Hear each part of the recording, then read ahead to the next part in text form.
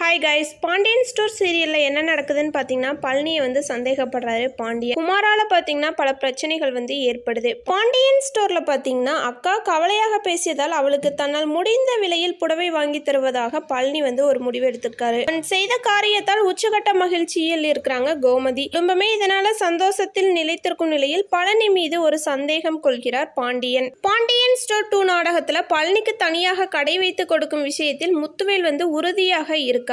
அதுக்கு பாத்தீங்கன்னா அதிரடியான ஒரு முடிவையும் எடுக்கிறாங்க. அந்த நேரத்துல பாண்டியன் பாத்தீங்கன்னா இவனுக்கு புடவை வாங்கி கொடுக்கறதுக்கு காசு எது, ஒருவேளை கடையில இருந்து எடுத்திருப்பானோ அப்படின்னு சொல்லிட்டு பழனி மேல ஒரு சந்தேகப்படுறாரு பாண்டியன். அவர் ஒரு பக்கம் சந்தேகப்பட, இங்கிட்டு கோமதி பாத்தீங்கன்னா என் தம்பி வந்து எனக்கு புடவை எடுத்து கொடுத்துட்டான் அப்படின்னு சொல்லிட்டு ரொம்பவே சந்தோஷத்துல இருக்காங்க. அது மட்டும் இல்லாம பாத்தீங்கன்னா குடும்பமே ரொம்ப சந்தோஷமா இருக்காங்க.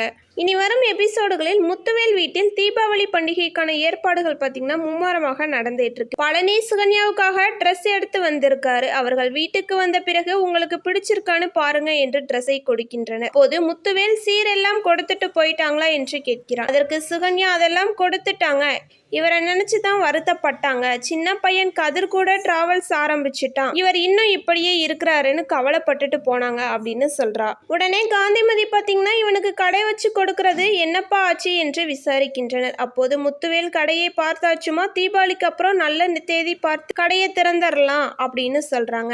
இதனை கேட்டு ஷாக் ஆகும் பழனி, இன்னமும் மச்சாங்கிட்ட இதை பத்தி எதுவுமே நம்ம பேசலையே அப்படின்னு யோசிச்சுட்டு இருக்காரு. அதற்கு காந்திமதி நான் மாப்பிள்ளை கிட்ட பேசுறேன் என்றார்.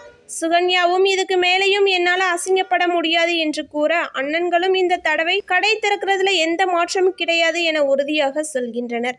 இதனால் பழனி என்ன செய்வார் என்று தெரியாமல் குழம்பி நிற்கிறார். அதன் பின் வீட்டுக்கு வந்த பிறகு கதிர், சரவணன், செந்தில் மூவரும் ஹாலில் உட்கார்ந்து இருக்கும்போது அவர்களிடம் இந்த விஷயம் பேசலாம் என யோசிக்கிறார் பழனி. அவன் பேச்சை துவங்கும் போது கரெக்டாக அங்கு பாண்டியன் வந்து விடுகிறான். அவன் வந்ததும், உன் அக்காவுக்கு புடவை எடுக்க பணம் ஏதுரா, உனக்கு கடையில இருந்து எதுவும் எடுத்தியா, கணக்கு எழுதுறதுக்கு தான் நான் கேட்குறேன் அப்படின்னு சொல்லிட்டு பாண்டியன் கேட்குறாரு. இதனால் அதிர்ச்சி ரொம்ப ஆகிறார் பழனி.